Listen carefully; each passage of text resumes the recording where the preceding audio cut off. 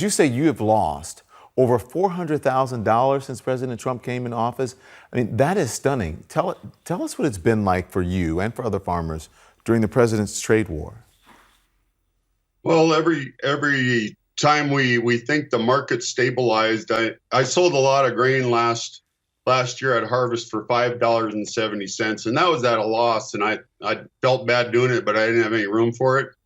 Well, it ended up that was an awful good move, and right now our market is $3.96 here locally. So it's at $4.40 a bushel. I lost $70 an acre just putting my crop in this year. Wow. And now we're down to $3.96. Wow. How do you feel about the administration's $16 billion farm bailout, though?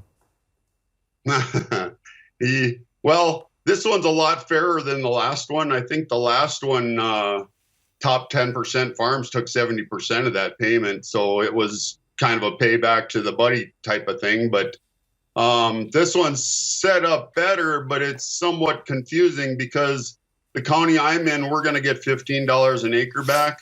And there's other counties in our state that are going to get over $50 an acre. So it just seems odd why the difference in the amount that you're going to get. Yeah. We're all taking a hit. Yeah. Listen, I know you're not a politician. You may not be that political, but if I can ask you a question about the political perspective here. Farmers and other rural voters are a big part of the president's base. Now, you didn't vote for President Trump in 2016, but from conversations you are having with other folks, do you think the president is in danger of losing any of that support in 2020? Well, if he doesn't lose 100% of it from the Farm Belt, then people are kind of crazy because this is not going well for farmers at all. I mean, some of them are trying to be faithful because they made that decision and voted for him. But I'd have to say in the back of their minds, they're just not very happy right now. And by varying the thrust on those two engines, we could skid the airplane one way or the other. Al Haynes was a strong man, but a humble one. Hailed as a hero for what he did on that fateful day 30 years ago, Haynes would never accept that title. The definition of a hero is someone who puts his life in danger to protect someone else. The fire department, the survivors who went back into the fire to do that, people who do jobs like that, they to me are heroes. But it's as if it's why Captain Al Haynes was put on this earth. July 19, 1989, he and his crew guided a crippled jumbo jet to a crash landing at Sioux Gateway Airport. It looked unsurvivable, but more people lived than died that day, thanks in large part to the efforts of Captain Haynes and his crew. After the crash, Haynes resumed flying, and for years he spoke to groups around the world about the importance of emergency preparedness. I talk about 5 separate things, and I call them luck and communications, preparation, execution, and cooperation. And it's how they came together in a kind of unique way to allow us to have so many survivors from what should have been a non-survivable crash. There was a packed house when Haynes gave his presentation at Western Iowa Tech on the 15th anniversary of the crash. At that time, he told me not a waking hour passed that he didn't think about that day and the passengers who survived. They can't forget this incident, whether they survived or not, but they need to go on with their life and not dwell on it. I'm dwelling on it for a purpose. It's not detrimental to me to dwell on it, but I'm dwelling on it because I want other people to get the message. Some would call Al Haynes a hero for what he did that had nothing to do with flying. Is number 12, Tyler Lawrence. For more than 4 decades, he volunteered as a Little League umpire and announcer. Haynes said he loved sitting at the scorer's table, making Little Leaguers feel like big leaguers. Done properly, it teaches the kids to work together, to be a team, and that's my theme of my whole life. He touched thousands of lives during his lifetime, and despite his humble demeanor, you couldn't meet Al Haynes and not be at least a little in awe. As Harvard freshmen settle into their dorms today, there is one student who isn't there. 17-year-old Ismail Ajawi is a Palestinian from Lebanon, and he was deported on Friday night shortly after he landed at Boston Logan Airport. The Harvard Crimson quotes Ajawi as saying that immigration officers subjected him to hours of questioning, searched his phone and computer, and canceled his visa.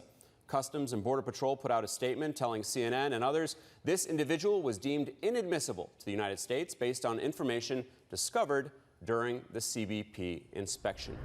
Shira Aviona and Delano Franklin have been reporting on the story for the Harvard Crimson and join us now.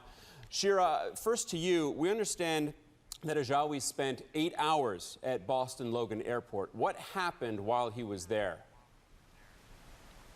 So what he's alleging has happened is that Customs and Border Patrol officials took his laptop and his phone and asked him to unlock them, and then based on information they found there, decided not to let him into the country. Specifically, what he's saying is that they saw people on his friends list on social media that harbored anti-American sentiments, and that he comes from a region in southern Lebanon that includes a lot of individuals who harbor similar sentiments. You would think that that's something that the immigration officials would have seen or picked up on earlier and deemed it okay. Delano, to you, what has the response been from Harvard University about working with immigration and getting Ajawi to the state so that he can enroll at Harvard? Sure. So the university is saying that they're doing everything that they can do to get him here this week before classes start next Tuesday. The university both has lawyers who are trained in immigration law who are used to working on cases like this for international students, and also a director of immigration services who's been in touch with Ismail. So they're working on getting him here before classes start next week. Jakarta is sinking. Scientists say the sprawling capital of Indonesia, which is home to more than 10 million people, is dropping below sea levels at alarming rates. The government of Indonesia announced Monday that it now wants to move its capital from Jakarta to the island of Borneo. Indonesian President Joko Widodo says the new capital, which is yet to be named, will be in a safer, more centralised place. Risiko bencana minimal. The place has minimum risk of natural disasters, such as floods, earthquakes, tsunami, forest fire, volcanoes, and landslides. Secondly, the location is strategic as it's located in the center of Indonesia. But critics are concerned that building a new city in Borneo will destroy more of the island's forests, which are home to orangutans and other wildlife already under threat by the palm oil industry. Some residents say Indonesia should concentrate on fixing the problems in Jakarta, where residents are struggling to cope with pollution, traffic and frequent flooding. In the past, it was not like this. It was nicer and the seawater was good. The beach sand was nice and we could still play in the water. We now can't do it anymore. The water is murky, dirty. Every high tide, it's flooded. Reports say North Jakarta could be 90% submerged in the next 30 years. It's already built on swampy ground, with water now spilling over from the Java Sea and the city's 13 rivers. Although water is everywhere, it's not fit to drink. People must rely on underground aquifers, which will weaken the city's foundation, making it easier for the city to slip into the sea. Now, why has the water level become higher than my home and I am now below water level? Maybe because the seawater is eating up the soil little by little? That's what I know. Indonesia's president says Jakarta will continue to be the country's financial capital, but it's unclear how he plans to stop the city's decline, with another city ready to rise as soon as Parliament gives its approval.